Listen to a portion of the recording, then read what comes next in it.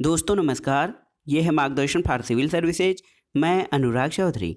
दोस्तों, भारतीय संविधान और राज्य व्यवस्था से संबंधित महत्वपूर्ण प्रश्नों की श्रृंखला का ये छठवां भाग है, जिसमें हम राज्य के नीति निर्देशक तत्वों और मूल कर्तव्यों से संबंधित महत्वपूर्ण प्रश्नों को सॉल्व करेंगे। दोस्तों, ये वीडियो मुख्य रूप से गवर्नमेंट डिग्री कॉलेज प्रवक्ता परीक्षा, जीआईसी प्रवक्ता यानी राजकीय इंटर कॉलेज प्रवक्ता परीक्षा, TGT, PGT, LT grade, net, JRF के साथ साथ सिविल सेवा परीक्षा और विभिन्न राज्य सेवा परीक्षाओं के सामान्य अध्ययन के राज्य व्यवस्था खंड के लिए बहुत ही उपयोगी तथा महत्वपूर्ण है। तो आइए शुरू करते हैं आज का वीडियो। भारतीय संविधान एवं राज्य व्यवस्था से संबंधित महत्वपूर्ण प्रश्नों की श्रृंखला का छठवां भाग। दोस्तों, आज की वीडियो का जो पहला प्रश्न है वो राज्य के नीति निर्देशक तत्वों से संबंधित है। देखते हैं। पहला प्रश्न है दोस्तों, भारत के संविधान की प्रस्तावना में भारतीय गणतंत्र के विशेषणों में समाजवाद शब्द का भी प्रयोग किया गया है और संविधान के किस भाग में इस लक्ष्य की पूर्ति होती है? ऑप्शन है आपके मूल अधिकार, राज्य के नीति निर्देशक सिद्धांत, ए और बी दोनों, और कहीं भी नहीं। तो सही उत्तर क्या है दोस्तों, भारतीय संविधान के प्रस्तावना में आप जानते हैं कि समाजवाद शब्द का भी प्रयोग किया गया है और प्रश्न है कि संविधान के किस भाग में इस लक्ष्य की पूर्ति होती है? तो सही उत्तर है आपका ऑप्शन सी, ए और बी दोनों, यानी मूल अधिकार और नीति निर्देशक तत्व। मूल अधिकार और नीति निर्देशक तत्व दोनों से ही समाजवाद के लक्ष्य की पूर्ति होती है।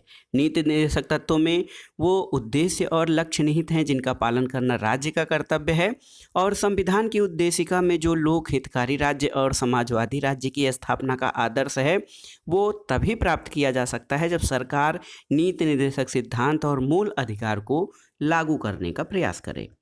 अगला प्रश्न है दोस्तों, निम्नलिखित में से कौन सा राज्य का नीति निर्देशक तत्व है? ऑप्शन ए है राज्य किसी व्यक्ति की विधि के समक्ष समता नहीं नकारेगा। बी है कि राज्य धर्म, मूल, वंश, जाति, लिंग या जन्म स्थान के आधार पर किसी व्यक्ति के विरुद्ध विभेद नहीं करेगा। ऑप्शन सी है आपका राज्य ने अस्पृश्यता का अंत कर दिया है और उसका किसी भी रूप में आचरण दंडनीय होगा। और डी है कि राज्य पर्यावरण की रक्षा और उसका संवर्धन करने का प्रयास करेगा। तो सही उत्तर है दोस्तों, जो ऊपर के तीन हैं ए, बी और सी, ये मूल अधिकारों के अंग हैं, जबकि ऑप्शन डी आपका राज्य के नीति निर्देशक तत्वों में शामिल है कि राज्य पर्यावरण की रक्षा और उसका संवर्धन करने का प्रयास करेगा। अगला प्रश्न है, मूल अधिकार और नीति निर्देशक तत्वों में विवाद का पहला मामला कौन सा है? आप ऑप्शन देखिए, चंपकम दोराई राजन बनाम मद्रास राज्य, कामेश्वर सिंह बनाम बिहार राज्य, सज्जन कुमार बनाम राजस्थान राज्य और बेला बोस बनाम पश्चिम बंगाल राज्य। तो सही उत्तर है दोस्तों, मूल अधिकार और नीति निर्देशक तत्वों में विवाद का पहला मामला चंपकम दोराई राजन बनाम मद्रास राज्य है और ये मामला 1951 में आया। अनुच्छेद 37 को लेकर विवाद हुआ, जिसमें कहा गया कि निर्देशक तत्व किसी न्यायालय द्वारा प्रवर्तनीय नहीं होंगे, फिर भी कोई विधि बनाते समय इन तत्वों को लागू करना राज्य का कर्तव्य होगा। और इस विवाद में न्यायालय ने मूल अधिकारों को वरीयता दिया और इसमें कहा गया कि निर्देशक तत्व और मूल अधिकार एक दूसरे के पूरक के रूप में रहेंगे, लेकिन इनके बीच कोई टकराव उत्पन्न होने पर मूल अधिकार प्रभावी होगा।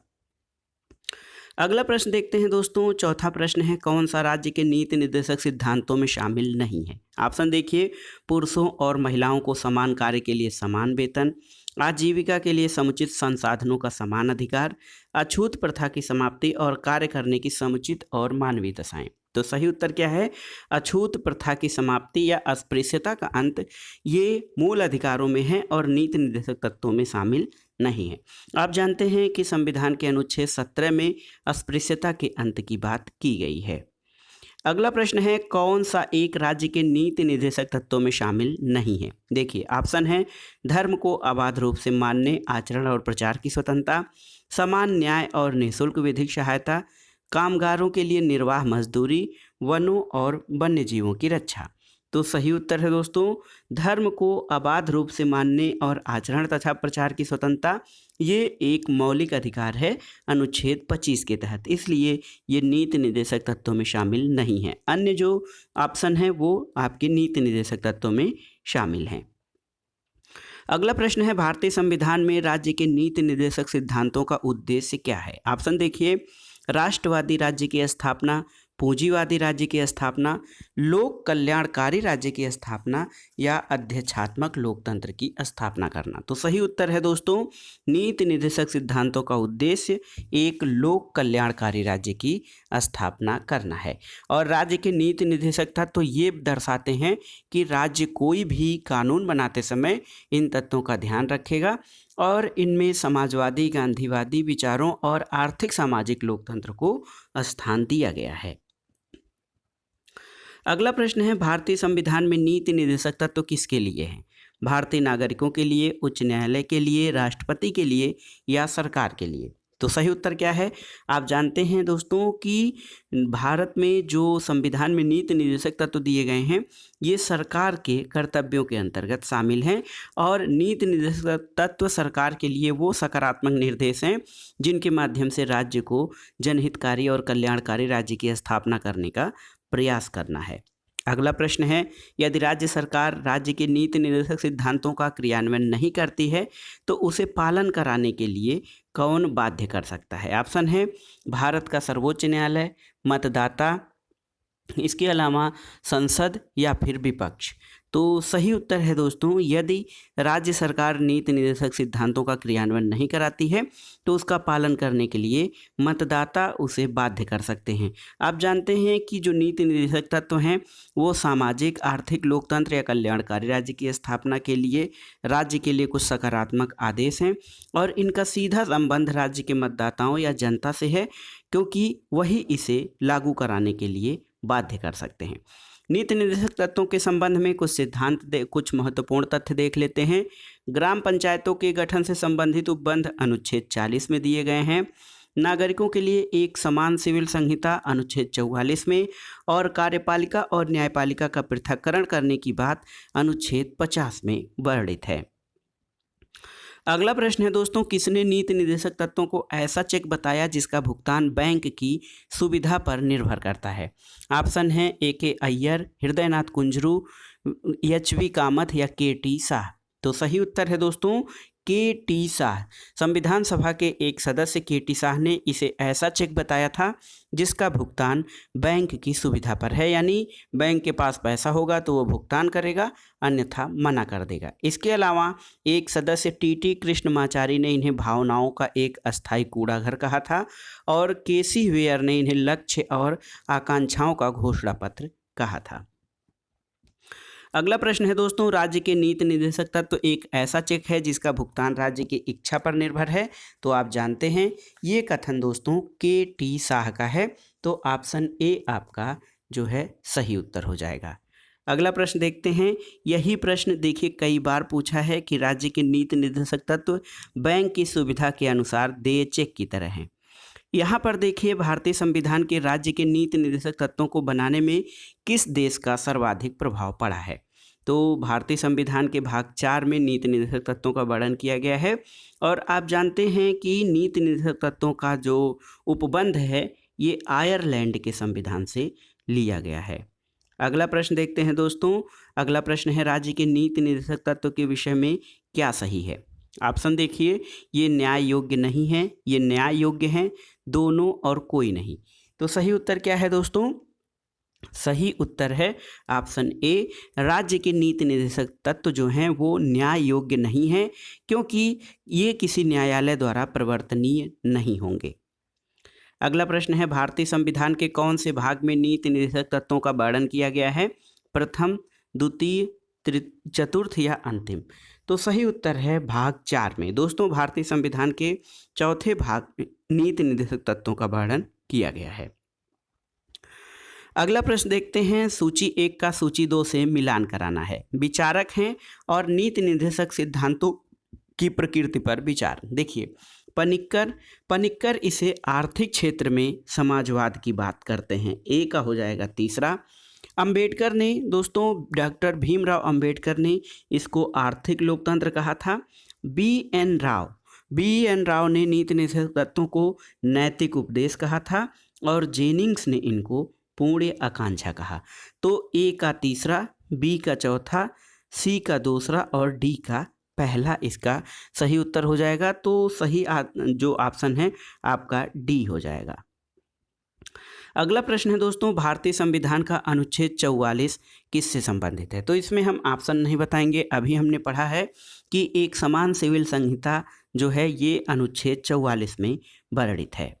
अगला प्रश्न देखते हैं, अंतर्राष्ट्रीय शांति और सुरक्षा का संवर्धन भारत के संविधान के किस भाग में किया गया है? ऑप्शन है संविधान की प्रस्तावना, मौलिक कर्तव्य, नीति निर्देशक तत्व या 9वीं अनुसूची में। तो सही उत्तर है अंतर्राष्ट्रीय शांति और सुरक्षा की बात जो है राजनीति के नीति निर्देशक तत्वों में वर्णित किया गया है दोस्तों। और आपको बता दें कि ये अनुच्छेद 51 में राज्य के नीति निर्देशक तत्वों में अंतर्राष्ट्रीय शांति और सुरक्षा की अभिवृद्धि करने का उल्लेख किया गया है। अगला प्रश्न है, संविधान का वह खंड जो अंतर्राष्ट्रीय शांति और सुरक्षा के प्रति राज्य की जिम्मेदारी के बारे में बताता है? तो सही उत्तर है राज्य के नीति निर्देशक तत्वों के अनुच्छेद 51 में अंतर्राष्ट्रीय शांति और सुरक्षा की अभिवृद्धि के बारे में राज्य के कर्तव्यों का उल्लेख किया गया है। अगला प्रश्न है दोस्तों, नीति निर्देशक तत्वों का मुख्य उद्देश्य क्या है? ऑप्शन है देश में राजनीतिक लोकतंत्र की स्थापना, देश में सामाजिक और आर्थिक लोकतंत्र की स्थापना, पुलिस राज्य की स्थापना या जनता के नैतिक स्तर को ऊपर उठाना। तो सही उत्तर है सामाजिक और आर्थिक लोकतंत्र की स्थापना करना दोस्तों नीति निर्देशक तत्वों का उद्देश्य है और इसी से कल्याणकारी राज्य का जो है स्थापना हो सकती है। अगला प्रश्न है, राज्य के नीति निर्देशक तत्व दिशा प्रदान करते हैं किसको? ऑप्शन देखिए प्रेस को, नागरिकों को, राज्यों को या अंतर्राष्ट्रीय संसद को। तो सही उत्तर है राज्यों को जो है नीति निर्देशक तत्व दिशा निर्देश प्रदान करते हैं और इसमें ये कहा गया है कि सरकार या राज्य ऐसी नीतियां बनाएंगे जिनसे कि लोक कल्याण की स्थापना हो सके। अगला प्रश्न है दोस्तों, नीति निर्देशक तत्व दिशा निर्देश प्रदान करते हैं किसको? प्रेस को, नागरिक को, राज्य को या अंतर्राष्ट्रीय समुदाय को। तो सही उत्तर है राज्य को। अगला प्रश्न देखते हैं कि राज्य के नीति निर्देशक तत्वों में क्या शामिल हैं? सभी को आजीविका के अवसर, पुरुष और नारी को समान कार्य के लिए समान वेतन, कुटीर उद्योगों को प्रोत्साहन और मातृत्व सुरक्षा। तो सही उत्तर है दोस्तों सभी को आजीविका के अवसर, पुरुष नारी को समान कार्य के लिए समान वेतन, कुटीर उद्योगों को प्रोत्साहन और मातृत्व सुरक्षा, ये सभी राज्य के नीति निर्देशक तत्वों में शामिल हैं। अगला प्रश्न है दोस्तों, भारत के या मूल भारतीय संविधान में शामिल राज्य के नीति निर्देशक तत्वों की कुल संख्या कितनी थी? ऑप्शन देखिए 11, 12, 13 या 14।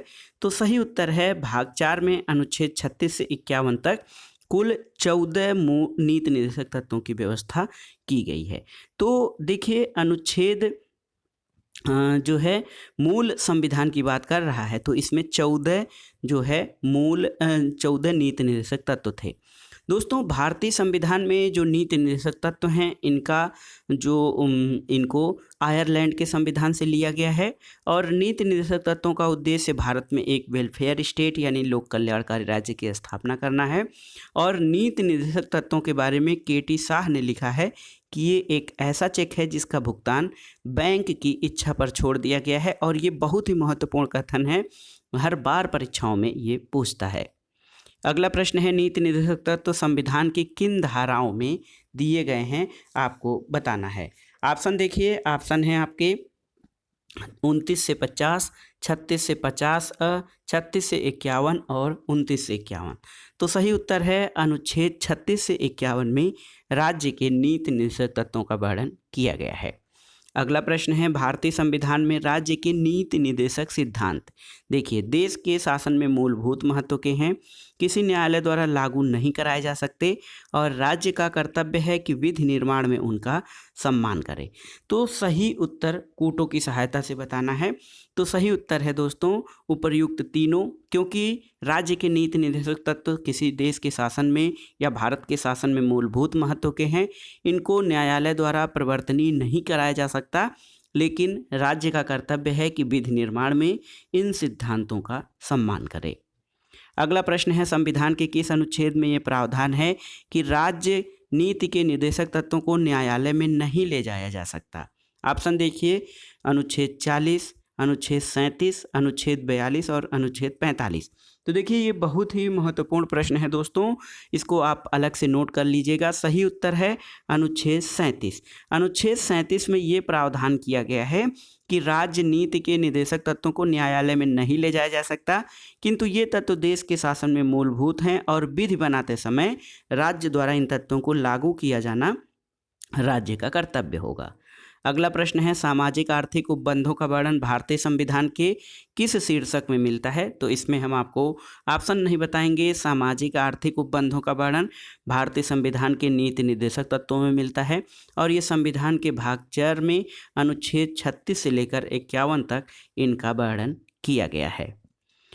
अगला प्रश्न है दोस्तों, राज्य के नीति निर्देशक तत्वों का उद्देश्य एक आर्थिक प्रजातंत्र की स्थापना करना है, ये कथन किसका है? ऑप्शन है आपके डॉक्टर भीमराव अंबेडकर, डॉक्टर राजेंद्र प्रसाद, पंडित जवाहरलाल नेहरू और डॉक्टर बाल राधाकृष्णन। तो सही उत्तर है नीति निर्देशक तत्वों का उद्देश्य आर्थिक प्रजातंत्र की स्थापना करना बाबा साहब डॉक्टर भीमराव अंबेडकर का कथन है। अगला प्रश्न है दोस्तों, देखिए निम्नलिखित में से कौन सा राज्य का नीति निर्देशक सिद्धांत बाद में जोड़ा गया था? ऑप्शन देखिए ग्राम पंचायतों का गठन, गोवध निषेध, मुफ्त या निःशुल्क कानूनी सहायता और समान नागरिक संहिता। तो ऑप्शन क्या है दोस्तों? सही उत्तर आपको बताना है कि कौन सा सिद्धांत बाद में जोड़ा गया था। तो देखिए मुफ्त या कानूनी निःशुल्क विधिक सहायता जो है ऑप्शन सी, ये नीति निर्देशक सिद्धांत संविधान में बाद में जोड़ा गया था और 42वें संविधान संशोधन अधिनियम 1976 द्वारा भारतीय संविधान के भाग 4 में अनुच्छेद 39 क में गरीबों के लिए मुफ्त कानूनी सलाह का प्रावधान नीति निर्देशक सिद्धांतों के अंतर्गत किया गया है और ये बाद में जोड़ा गया है। अगला प्रश्न है राज्य के नीति निर्देशक तत्वों के संबंध में कौन सा कथन सही है? और कूट दिए गए हैं, इनके आधार पर आपको बताना है। देखिए इन्हें आयरलैंड के संविधान से लिया गया है, ये सही है। इन्हें संविधान के भाग 5 में शामिल किया गया है, सही नहीं है। इनका उद्देश्य प्रजातंत्र को सामाजिक और आर्थिक प्रदान करना है, सही है। राज्य को इन्हें अनिवार्यतः लागू करना होता है, ये भी सही है। और ये सभी तत्व गांधीवादी विचारधाराओं से प्रेरित हैं, ये सही है। तो दोस्तों 1, 3, 4, 5, 1, 3 और 5 ये 4 राज्य को इन्हें अनिवार्यतः लागू करना होता है, ये आपका सही नहीं है। और ये सब तत्व गांधीवादी विचारधाराओं से प्रेरित हैं। एक देखिए नीति निर्देशक तत्वों में जो है देखिए 1, 3 और 4, 5 देखिए कुल मिलाकर इनको भाग 4 में शामिल किया गया है और इनका उद्देश्य जो है प्रजातंत्र को स्थापित करना है। तो इसमें से आप देखिए कूट जो हैं 1, 3, 5, 1, 3, 5 आपके सही उत्तर हो जाएंगे। अगला प्रश्न है दोस्तों भारतीय संविधान में मूल कर्तव्य जो हैं यानी फंडामेंटल ड्यूटीज, आइए देखते हैं मूल कर्तव्यों से संबंधित महत्वपूर्ण प्रश्नों को। कौन सा एक प्रावधान मौलिक कर्तव्यों से संबंधित है?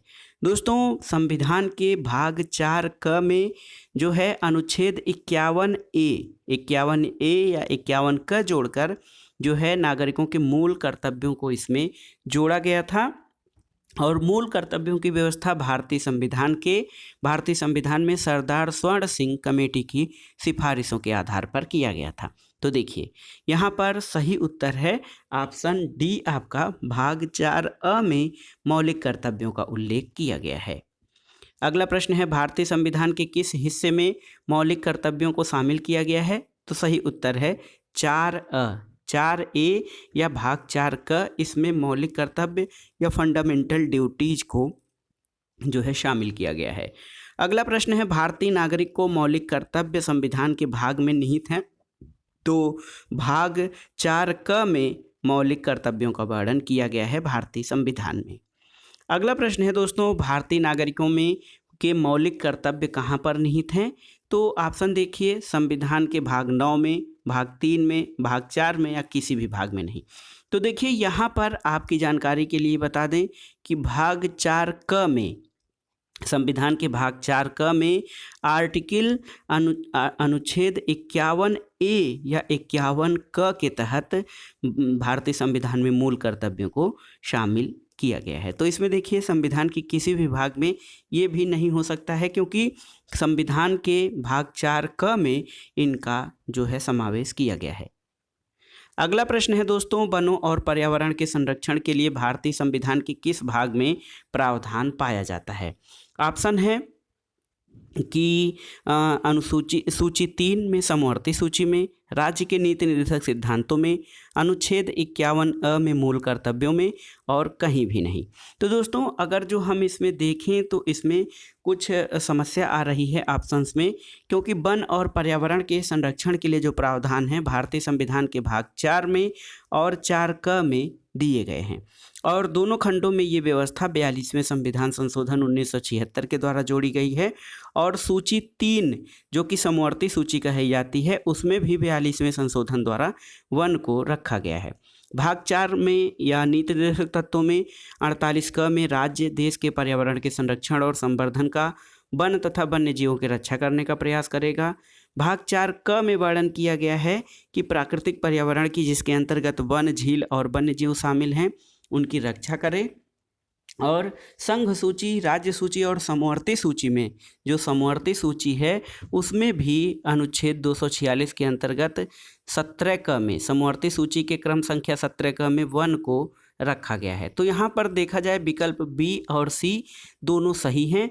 विकल्प ए आंशिक रूप से सत्य है, तो विकल्प बी और सी ये दोनों देखा जाए तो सही हैं, और ये आंशिक रूप से सत्य है। तो इसमें देखा जाए तो स्टार लगेगा। इस प्रश्न के किसी भी उत्तर को देखा जाए तो इसमें सही नहीं आ रहा है। अगला प्रश्न है दोस्तों कि निम्नलिखित में से भारतीय संविधान में नागरिकों के मौलिक कर्तव्य कौन कौन से हैं, आपको बताना है। कि देखिए, राष्ट्रध्वज और राष्ट्रगान का सम्मान करना, आह्वान करने पर राष्ट्र को सेवा अर्पित करना, सामाजिक सुधार का प्रयास करना, और अपनी साझा संस्कृति की समृद्ध धरोहर को महत्व प्रदान करना और उसका संरक्षण करना। तो सही उत्तर क्या है? देखिए, राष्ट्रध्वज और राष्ट्रगान का सम्मान, ये आपका सही उत्तर हो जाएगा। इसके अलावा आह्वान करने पर राष्ट्र के लिए सेवा में समर्पित करना, ये भी है। सामाजिक सुधार का प्रयास जो है मौलिक कर्तव्यों में नहीं दिया गया है। इसके अलावा अपनी साझा संस्कृति और समृद्ध धरोहर को महत्व प्रदान करना और उसका संरक्षण करना, ये मौलिक कर्तव्यों में शामिल है। तो सही उत्तर आपका ऑप्शन सी क, ख और घ हो जाएगा। अगला प्रश्न देखते हैं दोस्तों, भारत के संविधान में उल्लिखित नागरिकों के मौलिक कर्तव्य कितने हैं, आपको बताना है। तो सही उत्तर है दोस्तों, मौलिक कर्तव्यों की व्यवस्था सरदार स्वर्ण सिंह की सिफारिश के आधार पर 42वें संविधान संशोधन द्वारा 1976 में की गई थी। 42वें संविधान संशोधन द्वारा भाग 4 क और अनुच्छेद 51 क जोड़कर 10 मौलिक कर्तव्य रखे गए थे। तो मूल संविधान में अगर जो पूछा जाएगा तो मूल संविधान में 10 मौलिक कर्तव्य थे, जो हमारा मूल संविधान था। लेकिन वर्तमान में मौलिक कर्तव्यों की संख्या 11 हो गई है। ऑप्शन सी आपका सही है। और 11 मूल कर्तव्य, तो 11वां मूल कर्तव्य 86वें संविधान संशोधन 2002 द्वारा जोड़ा गया था। दोस्तों 86वें संविधान संशोधन द्वारा जो मौलिक कर्तव्य जोड़ा गया वो ये है कि 6 से 14 वर्ष के बीच आयु के बच्चों को यथास्थिति अपने बाल्य को शिक्षा का अवसर प्रदान करें। अगला प्रश्न है दोस्तों, कौन सा वाद मौलिक कर्तव्यों से संबंधित है? ऑप्शन है केशवानंदवाद, गोलकनाथवाद, मिनर्वा मिल्सवाद और राम शरणवाद। तो सही उत्तर क्या है दोस्तों मौलिक कर्तव्यों से जो शामिल है वो राम शरणवाद 1988 का मामला है, राम शरणवाद। और इसके अलावा केशवानंदवाद, मिनर्वा मिल्स और गोलकनाथ ये मूल अधिकार से संबंधित वाद हैं। अगला प्रश्न है दोस्तों 9वां प्रश्न, भारत के संविधान में कौन सा मौलिक कर्तव्य शामिल नहीं है? संविधान के प्रति प्रतिबद्धता और उसके आदर्शों का पालन करना ये शामिल है। जन संपत्ति का या सरकारी संपत्ति का संरक्षण ये भी शामिल है। जन निर्वाचनों में मतदान करना ये शामिल नहीं है। वैज्ञानिक सोच विकसित करना ये भी मौलिक कर्तव्य में शामिल है। तो सही उत्तर है जन निर्वाचनों में मतदान करना, ये भारत में संविधान में मौलिक कर्तव्यों में शामिल नहीं है। तो ऑप्शन सी आपका सही उत्तर हो जाएगा। अगला प्रश्न है 10वां प्रश्न, किस समिति द्वारा भारत के संविधान में मौलिक कर्तव्य को शामिल करने की संस्तुति की गई थी? तो बहुत आसान सा क्वेश्चन है, ये स्वर्ण सिंह कमेटी थी दोस्तों। सरदार स्वर्ण सिंह कमेटी के आधार पर भारतीय संविधान में मौलिक कर्तव्य जोड़े गए थे। अगला प्रश्न है, निम्नलिखित में से किस समिति की सिफारिश के आधार पर मौलिक कर्तव्यों को संविधान में जोड़ा गया था? तो सही उत्तर है दोस्तों जो है कि सरदार स्वर्ण सिंह समिति के कमेटी के आधार पर, स्वर्ण सिंह कमेटी की सिफारिशों के आधार पर मूल कर्तव्यों को जोड़ा गया था। और आप जानते हैं कि 42वें संविधान संशोधन द्वारा मूल कर्तव्यों को शामिल किया गया था 1976 द्वारा। और मूल कर्तव्य किस देश के संविधान से लिए गए हैं? तो आप जान लीजिए, सोवियत संघ, जो सोवियत संघ गणराज्य था वहाँ पे मूल कर्तव्यों की व्यवस्था थी और मूल कर्तव्य वहाँ के संविधान से जोड़े गए हैं, लिए गए हैं। और जो डायरेक्टिव प्रिंसिपल ऑफ स्टेट हैं दोस्तों, ये DPS directive principle of state, राज्य के नीति निर्देशक तत्व, ये आपके आयरलैंड के संविधान से लिए गए हैं। तो ये था आज का वीडियो। इसमें हमने देखा दोस्तों भारतीय संविधान और राज्य व्यवस्था के अंतर्गत महत्वपूर्ण खंड, राज्य के नीति निर्देशक तत्व और मूल कर्तव्यों से संबंधित महत्वपूर्ण प्रश्नों को। दोस्तों ये प्रश्न बहुत ही महत्वपूर्ण है आगामी UPPCS और अन्य राज्यों की राज्य सेवा परीक्षाओं के सामान्य अध्ययन की राज्य व्यवस्था खंड के लिए, साथ ही टीचिंग परीक्षाओं के लिए, जैसे जो अध्यापक परीक्षाएं हैं TGT PGT, LT grade GIC प्रवक्ता, गवर्नमेंट डिग्री कॉलेज प्रवक्ता, उच्चतर शिक्षा, साथ ही साथ ये नेट JRF परीक्षा राजनीति विज्ञान के लिए भी बहुत महत्वपूर्ण है। तो आप इनको तैयार कर लीजिएगा। दोस्तों वीडियो आपको कैसा लगा हमें कमेंट बॉक्स में ज़रूर बताइएगा। वीडियो को लाइक करें, शेयर करें और इस चैनल मार्गदर्शन फॉर सिविल सर्विसेज को सब्सक्राइब करें। वीडियो देखने के लिए धन्यवाद दोस्तों।